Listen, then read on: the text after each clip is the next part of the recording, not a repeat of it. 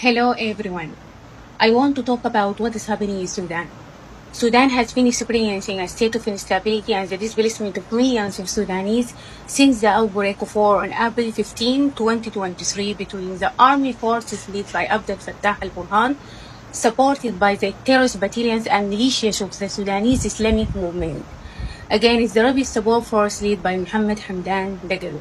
A few weeks ago, worrying developments emerged as Al-Burhan announced his intention to arm certain tribes, and this portends the danger of directing the country into large-scale civil conflicts that extends to tribal and ethnic conflict that harms the social fabric and lead to undermining the country's unity.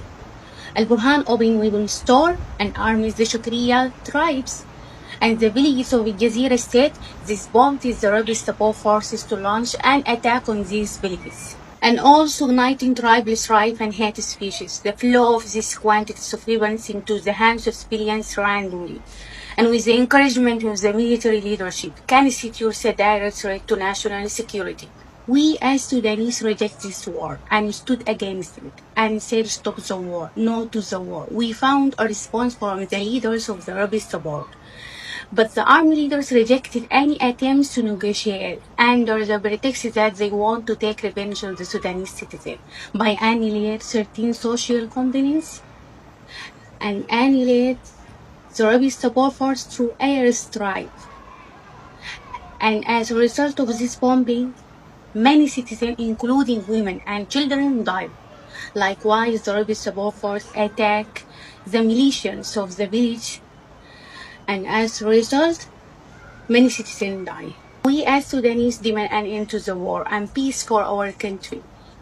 We believe that war don't bring good, and that this war in particular doesn't concern us and was ignited by the Islamic movement because they want to return to power over the skulls of Sudanese.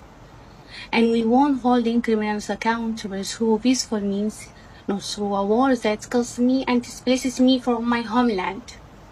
But when we say that, they face us with direct abuse, criminalize us, and raise the voice of the media machine that supports the war.